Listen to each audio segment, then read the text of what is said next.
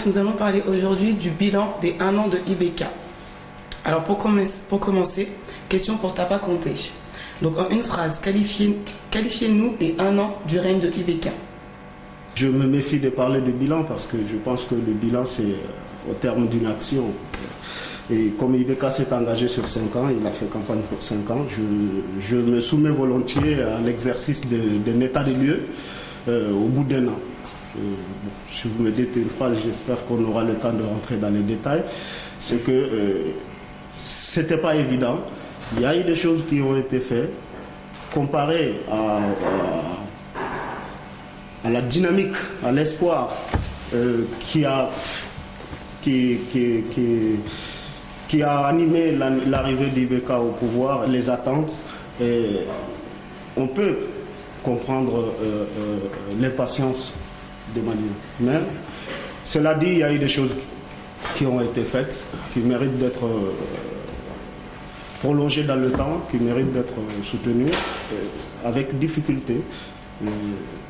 Donc ça, il faut le reconnaître. Il y a eu sur le point où on a bien pêché, c'est surtout en termes de pédagogie et d'explication. Donc je vais dire que c'est, pour un moment, c'est un départ qui me satisfait pour l'instant. On peut toujours mieux faire. Comme le président même l'a dit, il n'a pas forcément réussi tout. Mais il y a eu des actes qui ont été posés, qui sont des actes à saluer et à encourager. D'accord. Très bien. Donc, je vous repose la même question, M. Segar. Donc, en 1 an. Merci déjà de cette opportunité que vous nous offrez assez régulièrement pour nous exprimer sur les sujets d'actualité. Si vous me demandez en une phrase de résumer le bilan de IBK, je dirais que le bilan, ça a été une déception. Une déception sur le plan local, une déception sur le plan international. Je m'explique.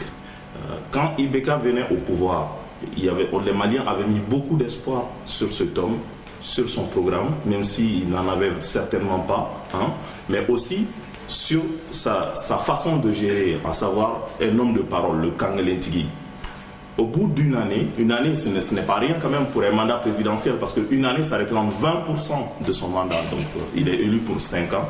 Donc, au bout d'une année de mandat, les Maliens se sont rendus compte qu'ils se sont trompés sur la personne.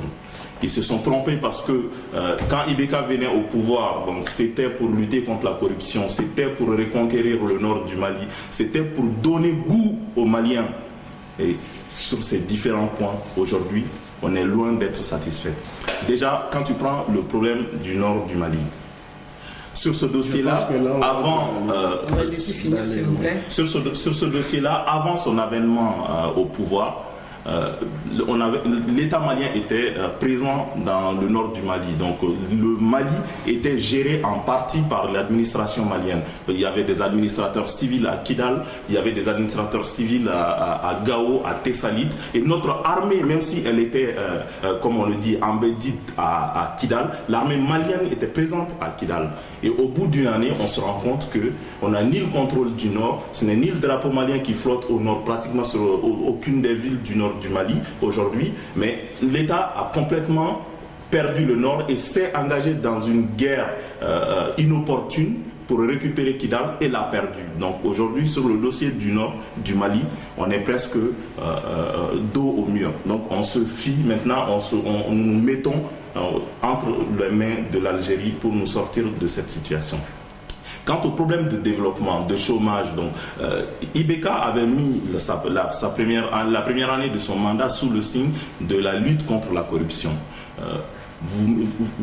Vous convenez avec moi que dans ce sens-là, il n'y a eu aucun acte majeur qui a été pris pour lutter contre la corruption. À savoir, déjà, le budget alloué à la justice malienne représente 0,80% du budget national du Mali. Donc, ce qui est vraiment, ne représente rien du tout au regard de la vétusté de nos administrations judiciaires, au regard de la situation de nos prisons. Aujourd'hui, ceci n'a été qu'un slogan vide de sens. En ce sens que cette première année a été marquée par des défaillances au niveau de la gestion financière, par des défaillances au niveau de la gestion administrative de l'État. Mais rendez-vous compte que à cause de ces malversations financières, à cause de ces soupçons de détournement de fonds, le Mali a été privé de l'aide au développement octroyée par le FMI et par la suite emboîtée par les autres partenaires au développement, à savoir l'Union européenne, à savoir la Banque mondiale et à savoir tous les différents fonds d'aide au développement. On nous a fait comprendre que oui, que le Mali peut bien s'en sortir. Au bout de 3 mois après l'interruption de cette aide, on se rend compte que l'État est arrêté. On est au point zéro. Il n'y a aucune activité qui est entreprise aujourd'hui au niveau local. Je ne peux pas te laisser dire ça. Il n'y a aucune institution malienne qui a été payée les salaires. Non, à un moment donné, on ne peut pas. Aujourd'hui, on va rentrer dans les détails. Là, la première question était de qualifier en une phrase et un mot. Voilà, bon, la phrase, ça devient un livre maintenant. Là. Je termine en une phrase. Je termine assez brièvement. Donc, aujourd'hui, on se rend compte que l'État est aux abois. L'État est aux abois parce que on a compris qu'on est obligé de satisfaire aux exigences des partenaires au développement pour toucher cet argent-là et pouvoir faire fonctionner l'État. Et cela se traduit par l'adoption le vendredi dernier lors du Conseil des ministres extraordinaire des projets de loi. Vous rentrez dans trop de détails. C'est une phrase que je vous ai demandé. Donc là, ça fait. Donc des projets de loi. Vous terminez en quelques secondes, s'il vous plaît, parce que là après je vais passer sur. Mais je termine ma phrase. Bon, alors, je termine ma phrase. Donc, d'un projet de loi. On s'arrête là, s'il vous plaît, parce que là, vous êtes parti un peu trop loin. Du coup, je vais vous laisser juste rebondir. Oui, moi, je dirais seulement qu'à un moment donné, quand on critique, il faut faire preuve d'un peu de sérieux, même dans la critique aussi, parce que c'est qu'il ne s'agit pas de se mettre en scène d'une façon théâtrale pour convaincre les gens. Sur quelle critique Quand j'entends mon contradicteur dire que d'un côté, les Maliens avaient fondé beaucoup d'espoir sur le programme d'Ibeka et dire qu'il n'en avait pas, je m'excuse, mais on ne va pas refaire la campagne. S'il estime que les Maliens sont cons, ils ne connaissent rien, ils ont fait élire quelqu'un qui n'a pas de programme, c'est sa responsabilité, ce n'est pas la mienne. Moi, j'estime qu'il y avait un programme, il y a eu des engagements sur lesquels les Maliens ont porté Ibeka au pouvoir. Ça, c'est le premier point. Quand on parle du budget de la justice, mais le Mali n'a pas les moyens extensibles à l'infini. Il ne s'agit pas seulement d'une question de moyens, il y a une volonté politique qui a été exprimée quand le président est arrivé au pouvoir. Quand on dit qu'il n'y a aucun acte majeur qui a été posé en termes de la lutte contre la corruption, mais je m'excuse, mais regardons un peu, je ne sais pas si nous regardons les mêmes actualités du Mali. Pour la première fois, il y a eu des maires, et non des moindres, qui n'étaient pas forcément de l'opposition, qui ont été suspendus pour des faits qui sont des soupçons de malversation. Ça, c'est un acte symbolique. La justice est indépendante au Mali. On ne peut pas mettre cela au bénéfice des hommes politiques. Bon, voilà. Quand il n'y a pas de lutte contre la corruption, on dit Ibeka n'a rien fait. Et c'est quand même extraordinaire. Quand on fait quelque chose de bien, c'est dit à des facteurs exogènes. Quand c'est mauvais, c'est Ibeka. Juste une phrase. Quand on demande de lutter contre la corruption, il s'agit de... Mais je veux venir, c'est pas le seul acte. Il s'agit de mettre le cadre juridique, il s'agit de faire des propositions de loi. Il ne s'agit pas de s'ingérer dans la gestion des dossiers courants de la justice. Je me rappelle au Mali... On va passer à une autre question. Non, mais si vous pouvez me laisser... Alors, sur les domaines suivants, dites-nous les avancées réalisées donc, par le président Ibeka, visibles par d'autres personnes que du RPM. D'accord ? Donc, sur la réforme de l'armée, l'école, la santé, les infrastructures, la moralisation de la vie politique, la lutte contre la corruption et l'enrichissement illégal, la diplomatie, la sécurité, la communication. Je sais que ça fait beaucoup d'un coup, donc on va commencer petit à petit. Je vais essayer de m'y coller.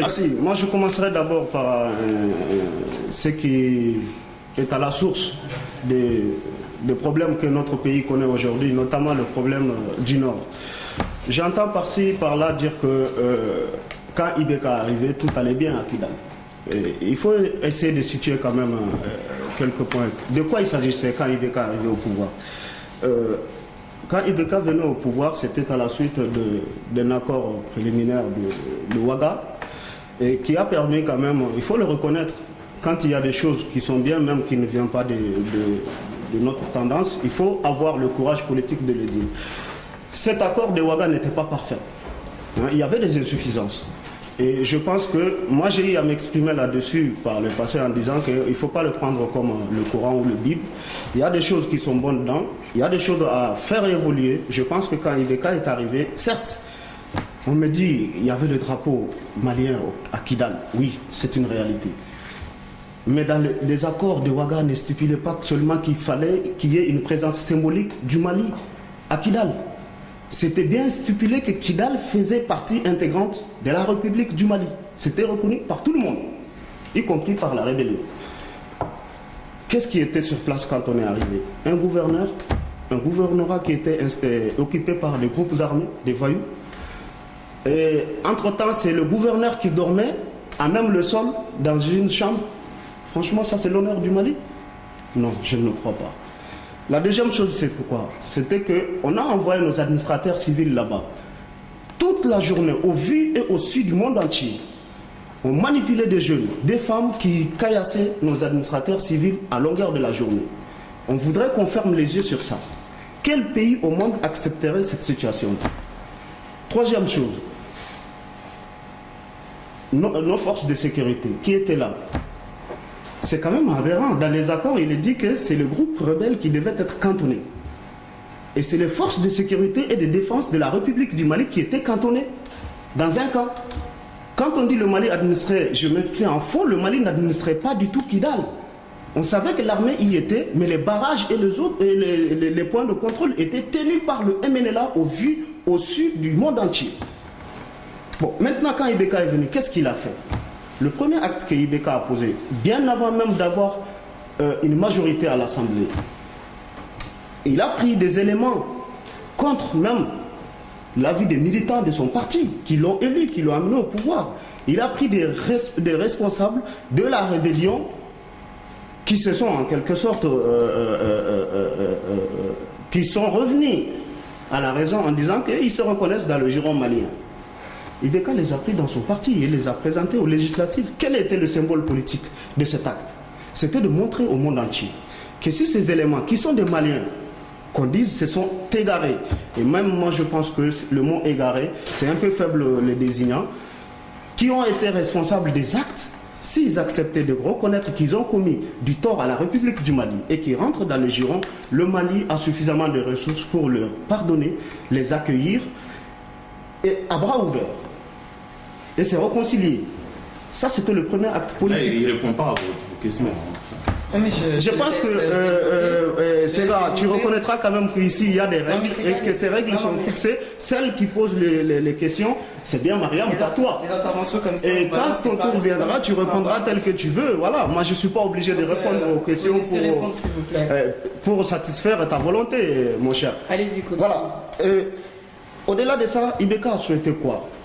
Il a demandé, s'il est vrai qu'on s'est dit que le problème, ça vient de la malgouvernance, et qu'il faudra qu'il y ait quand même, mais qu'on reconnaît tous que nous sommes des Maliens, que ce qui nous oppose, c'est le problème de gouvernance, puisqu'on est des Maliens, entre nous des frères, acceptons, ce n'est pas nécessaire d'aller à l'extérieur, de mettre un interlocuteur, un intermédiaire entre nous, asseyons-nous autour d'une même table chez nous, pour discuter de l'avenir de notre pays.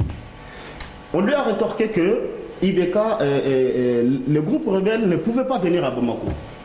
Deuxième acte fort que Ibeka avait posé, c'est d'inviter une délégation de ce groupe rebelle jusque dans le palais, chose que le citoyen lambda n'a pas l'occasion d'avoir tous les jours quand même. C'est fort des symboles, en montrant au monde entier qu'ils n'ont rien à craindre à venir à Bamako. Et moi, je pense que quand on a eu à poser ces actes-là, quatrième chose, j'allais dire, c'est de dire, voilà, ceux qui ont été violés, ceux dont les biens ont été saccagés, qui sont les peuples autochtones du Nord, qui souffrent dans leur chair tous les jours des actes posés par leurs propres frères. Certains de ces frères qui ont été pris à leurs parents et imposés aux populations sédentaires par le feu Modibo Keïta, parce que les parents étaient nomades. On les a confiés à ces familles-là pour leur permettre d'avoir une chance d'aller à l'école, d'apprendre à lire et à écrire. Ces mêmes responsables, certains de ces mêmes responsables, envoient des armées, des militaires, violer les filles de ceux qui les ont hébergés par le passé, pour que ces gens puissent se parler. On ne peut pas décréter la paix. Ce n'est pas automatique en disant qu'il faut se réconcilier, les gens se réconcilient. Il faut que les gens se parlent. On a essayé de créer un espace de dialogue qui est les assises du Nord, qui a rassemblé ces deux communautés-là, y compris des tendances. Certes, les rebelles n'ont pas voulu venir, parce que pour faire aussi à un moment donné, il faut que la volonté vienne des deux parties. S'ils ne veulent pas venir, on ne va pas aller les chercher Mali militaire. Si on pouvait le faire, ça se saurait. Donc, certaines de ces populations se sont mis autour de la table. Puisqu'on dit que c'est le problème, je vais faire vite, c'est le problème de la décentralisation, le problème c'est la décentralisation, eh bien, on fait les états généraux de la décentralisation. J'en conviens que le temps était bref et qu'on n'a pas eu le temps de pouvoir parlementer tout le monde, l'ensemble du territoire malien, mais il y avait quand même une contrainte qui était là, qui obligeait le président, 60 jours après l'installation du gouvernement, de discuter avec ces gens-là. Vous conviendrez avec moi que toutes ces mesures ne peuvent pas être mises en place dans ce délai-là. D'où je disais qu'il y avait des choses à améliorer dans les accords de Rome. En contrepartie de toutes ces initiatives, le président a demandé une chose. Venons s'asseoir à Bamako pour discuter ensemble. C'est quand même pas la mer à boire, vu les engagements qui ont été, les actes qui ont été posés. Mais force est de constater il faut le reconnaître, cette stratégie n'a pas été partagée par tout le monde, y compris par certains, hélas, du Mali même, qui disaient que non, il fallait négocier, il fallait négocier, il fallait négocier. Négocier, c'est bien, mais il faut savoir sur quoi on négocie. Je sors de là, je vais revenir à l'armée. L'armée, effectivement, quand la déliquescence de l'armée, parfois on les met aussi sur les politiques, mais il y a plusieurs facteurs. Il n'y a pas que la mauvaise gouvernance ou, je ne sais pas, j'ai bien d'autres choses à reprocher à nos dirigeants, mais il faut reconnaître qu'il y avait des contraintes extérieures qui pesaient sur notre outil militaire, notamment les structures d'ajustement, les politiques d'ajustement structurel des institutions de Bretton Woods, qui nous ont toujours poussé à dire que voilà, il ne faut pas investir trop dans l'armée. Le problème, c'est pas, depuis l'avènement de la démocratie, la priorité, c'est pas l'armée, parce que voilà. Il y a ça, mais il y a aussi nos propres responsabilités où l'outil militaire, je suis désolé, dans le recrutement, dans la formation, dans l'équipement, il y avait déjà une politique qui avait été initiée à l'époque quand Ibeka est venu comme Premier ministre, qui était la loi de programmation militaire. À l'époque, il avait investi 20 milliards de francs CFA maliens quand il était Premier ministre avec Alpha. Bon, à l'époque, ça avait suscité encore un tollé jusqu'à ce que, bon, le FMI et la Banque mondiale demandent des comptes encore. Il y avait ça, et quand on est venu le coup d'État, il y avait le problème de recrutement, les passe-droits dans l'armée. Bon, pour être militaire, il ne suffisait plus d'avoir des convictions, mais il faut avoir des entrées par-ci, par-là. Ça, ce sont des problèmes qui nous est propres. Et aussi la corruption, je suis désolé, mais il y avait aussi un budget qui était voté par an. Bon, on nous faisait croire qu'on avait un outil militaire, mais quand il y a eu des problèmes, on a vu que tout ça ne tenait pas debout. Et quand Ibeka est arrivé, il y avait quand même, je suis désolé, il n'y avait pas de chaîne de commandement.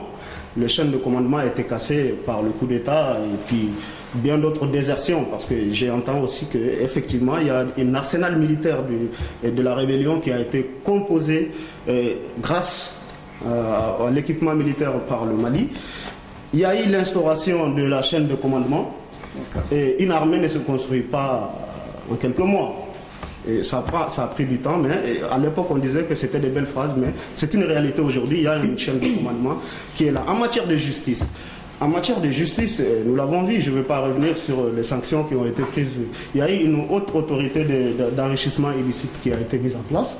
Ça, c'est une réalité, c'est une loi. Il y a eu une volonté politique qui a été exprimée, qui a fait de l'an 1 de son premier mandat. Il ne s'agit pas de décréter, mais il faut exprimer la volonté politique, parce que nous avons vu quand même qu'au Mali, sur les médias nationaux, des responsables et non des moindres dire quand même quand les gens venaient à détourner les fonds publics, il ne faut pas les mettre en prison. Tel était le Mali avant l'arrivée d'Ibeka.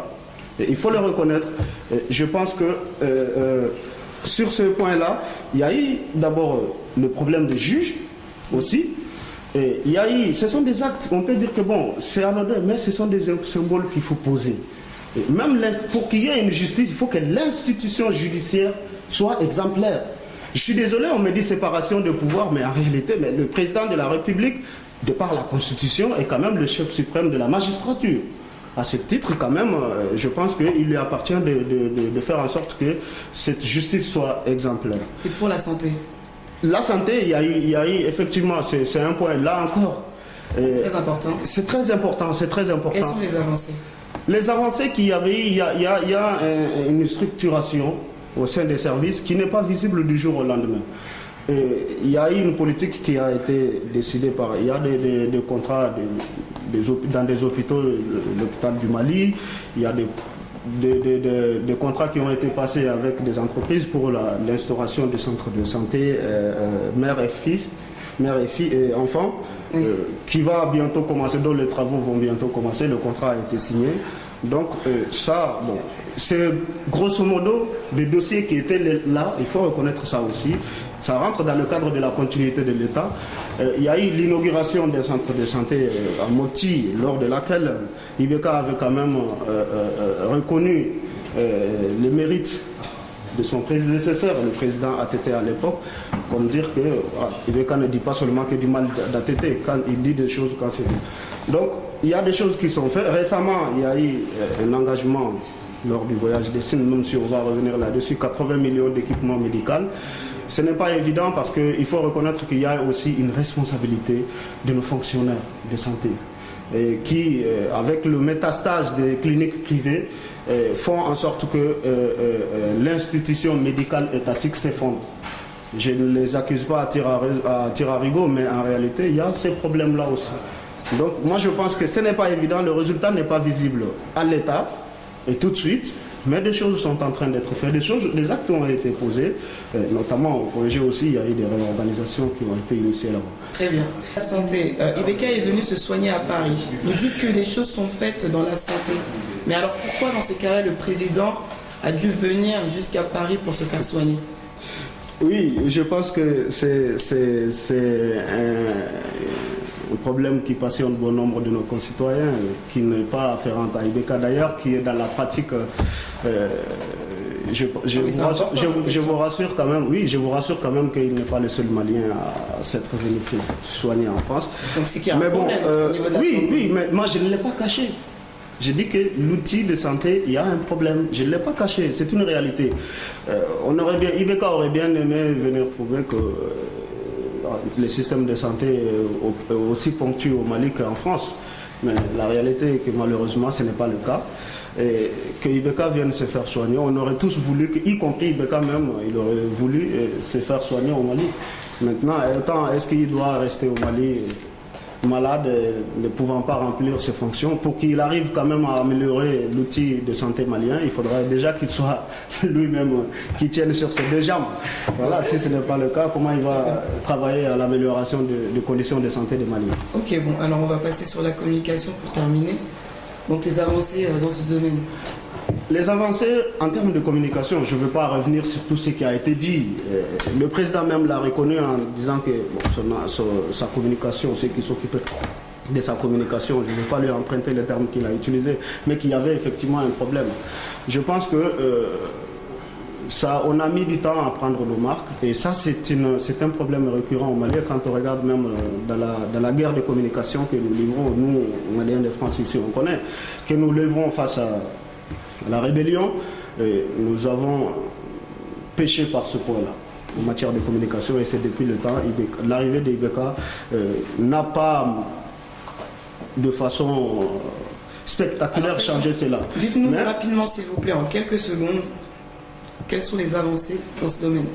Dans ce domaine, c'est qu'il y a une volonté qui est là. Et il y a une réorganisation, notamment avec la haute autorité des médias qui est en train qui se met en place. Et ça a été adopté en Conseil des ministres. L'objectif, c'est quoi? C'est d'organiser les médias, que ce soit médias télévisuels, écrits, voilà. Donc, il faut organiser cela pour les doter d'un outil. Vraiment les mettre dans les conditions qui les permettant de faire leur boulot, mais en même temps aussi il faut que la déontologie, veiller à ce que la déontologie au niveau des médias soit respectée. Très bien. Alors, donc on va passer à vous, M. Segadjara. Donc dites-moi, qu'est-ce qui a réussi, qu'est-ce qui a été réussi par Ibeka donc en 12 mois sur l'ensemble des promesses donc, de campagne? c'est qu'on a mis notre confiance en un homme. Donc il y a eu un contrat entre Ibeka et nous et on a le devoir de lui poser des questions et il a obligation de nous rendre compte par rapport à l'exécution de ce contrat-là. Donc aujourd'hui, c'est vrai que tout n'est pas à jeter à la poubelle. Il ne faut pas non plus tout mettre sur le dos de Ibeka, même s'il a la charge de monter des gouvernements. Donc, je ne vais pas revenir sur tout ce que Tapa vient de dire. Ce que je vais dire, c'est qu'au début, il y avait un premier gouvernement qui avait été monté par Tatamli. Ce gouvernement avait de très belles initiatives, avait pris une très bonne orientation et d'ailleurs aujourd'hui 90% du bilan positif de Ibeka a été réalisé par ce gouvernement-là en si peu de temps. Quand on parle de Forum du Nord, c'est ce gouvernement qui l'a organisé. Quand on parle de dialogue intermalien, c'est parce que ce gouvernement-là a posé les bases de ces échanges-là. Donc tout ça, ce sont des points positifs, mais que le gouvernement suivant n'a pas su capitaliser et qui a finalement tout remis en cause. Donc ça, c'est un premier point. Le deuxième point aussi, c'est au niveau de la mise en place de la haute cour de justice contre l'enrichissement illicite, même si l'idée elle est belle, hein, même si aujourd'hui cette cour n'est pas opérationnelle sur le terrain. Donc on sent qu'il y avait de belles initiatives. Le fait que les directeurs de services centraux soient nommés par voie de concours et non par nomination des ministres, ce sont des avancées qui rentrent dans le cadre de la lutte contre la corruption et l'enrichissement illicite. Mais il y a des insuffisances. Et je pense que le gouvernement est en train de prendre la mesure pour pallier à ces insuffisances-là et se mettre au travail. C'est vrai que je suis beaucoup plus à l'aise de parler de tout ce qui n'a pas été fait parce que au regard de nos attentes, pratiquement, il n'y a rien qui a été fait. Donc c'est pour ça que je ne vais pas trop m'attarder sur les 2-3 points. Par contre, on constate qu'ils ont mis beaucoup de points à leur actif. À travers les différents bilans qu'ils font et qui relèvent quand même de la continuité de l'État, notamment la mise en place de la loi contre l'enrichissement illicite qu'on vient de dire. J'ai cru entendre Maître Demba Traoré de l'URD lors d'une conférence dire que ce projet de loi a été mis en place lors de la transition de Diongouna Traoré et non un acquis de... Demba parlait... Juste une récapitulation. D'accord, corrigez-le. Demba parlait du statut de l'opposition. Non, entre autres, non, pas du statut de l'opposition, mais plutôt de la mise en place de la loi contre l'enrichissement illicite. Okay. Parce qu'au moment de la transition, il n'y avait pas d'opposition. Continue. Donc, vous me dites ce qui a été fait, je me limiterai à cela. Par contre, ce qui n'a pas été fait, si vous voulez, je peux aborder globalement... c'est plus votre domaine, du coup. Tout ce qui n'a pas été fait. Non, mais... Parce que c'est vrai que même si vous faites partie de l'opposition, de parler de ce qui a été bien fait, ce qui a été mal fait aussi. Il n'y a pas grand-chose. Vous avez donné la parole à ceux qui sont aux affaires pour qu'ils nous citent ce qui a été fait. Et avoir votre avis aussi, on n'a pas entendu grand-chose. Donc, à part ces différents points-là, pour le citoyen lambda, et d'ailleurs, ces points qui n'ont aucun impact sur la vie de tous les jours du citoyen lambda, moi, je ne vois pas concrètement ce que ce gouvernement-là a réalisé pour le développement du Mali et pour le peuple malien. Très bien. Bon, alors, donc l'opposition parlementaire a-t-elle aidé démocratiquement le Mali ? Vous savez, l'opposition parlementaire au Mali, l'opposition de façon générale au Mali est un statut assez compliqué chez nous au Mali. D'autant plus que déjà, quand on est de l'opposition, on est catalogué comme étant quelqu'un qui dit non à tout, quelqu'un qui est de mauvaise foi, qui ne veut pas que le pays réussisse, alors que l'opposition, ce n'est pas forcément le cas. Et aussi, être de l'opposition au Mali, ça veut dire qu'il faut être prêt à aller en prison, il faut être prêt à affronter des procès, il faut être prêt à affronter la censure. Bon, aujourd'hui, grâce aux nouveaux médias et à l'avancée des nouvelles technologies, on peut dire que le dernier point est résolu en partie, mais ce statut-là n'est vraiment pas mature chez nous. Vous vous rendez compte que juste après les élections législatives, il y avait une quarantaine de députés dans l'opposition parlementaire et attendez de voir au bout de 2 ans, peut-être qu'il n'y aura que 2 députés dans l'opposition parlementaire. Ils vont tous être débauchés par le parti au pouvoir. Donc cela met en cause le statut, la personnalité même de nos hommes politiques. Je pense que c'est à ce niveau-là que le peuple doit se révolter pour changer nos hommes, nos responsables politiques. Parce qu'aujourd'hui, tout le problème du Mali vient de là. Les gens qui sont censés nous représenter, les gens qui sont censés parler en notre nom,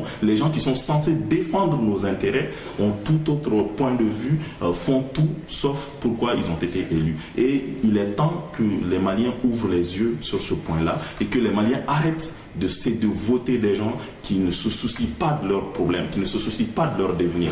Et moi, je pense que tant qu'on n'a pas résolu ce problème-là, que ce soit de l'opposition parlementaire ou du parti au pouvoir, le pays ne va jamais sortir de la situation dans laquelle nous nous sommes retrouvés il y a 10 ans. Très bien. Donc, est-ce que vous avez une note à donner donc, pour cette première année à M. Ibeka? Une note à donner, c'est assez difficile parce que il y a différents chantiers. Donc il y a différents chantiers et ils ont plus ou moins réussi sur un chantier comme sur un autre. Par exemple, quand on prend sur le plan de l'armée malienne, au début, tout le monde était conscient. Parce que quand tu t'engages à gérer un pays, c'est que à la base, tu as pris conscience de la situation de l'État. Tu es à même de te donner les moyens de savoir la qualité des hommes que tu as, la qualité de ton arme. Donc, ce qu'on a vu, même s'il y a eu des avancées, même s'il y a eu du financement, même s'il y a eu d'acquisition d'armement, même s'il n'existait pas d'armée, la situation n'était pas du tout favorable, par exemple, à lancer notre armée dans une guerre de récupération de Kidal, alors qu'on savait que non seulement les forces sur le terrain ne nous étaient pas favorables parce qu'il y avait les djihadistes qui ont de tout le temps coopéré avec les groupes armés, mais aussi il y avait d'autres forces occultes qui étaient là, qui fournissent du renseignement, qui nous ont quand même persuadés de ne pas aller dans ce sens-là. Moi je pense qu'à un moment donné, quand on est responsable, on doit vraiment mesurer la dimension et l'impact des actes avant de les prendre et avant de les poser. Mais malheureusement, je pense que sur le plan de l'armée, on a quand même manqué un peu de vigilance, on a manqué un peu de maturité, on a lancé notre armée en pâture et vous savez tous à quoi ça s'est soldé.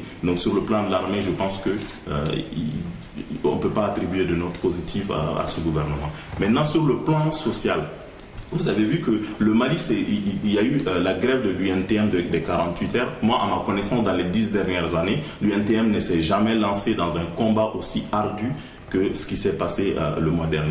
Cela prouve à suffisance qu'il y a un déficit de communication, il y a un déficit de dialogue, mais il y a un déficit de vision tout court. Parce qu'aujourd'hui, tout syndicat, le but même de tout syndicat, c'est de se battre pour l'amélioration perpétuelle des conditions de travail et de vie de ses membres. Donc un syndicat est en perpétuelle lutte. Même si tu lui donnes le monde entier, il va te demander planète Mars. Donc c'est ça le but d'un syndicat. Maintenant, c'est aux autorités politiques d'établir un dialogue, de rassurer ces syndicats-là, de les mettre en confiance, mais aussi en faisant des efforts aussi vis-à-vis de ces syndicats. Donc on a vu que sur le plan social, cela n'a pas été le cas.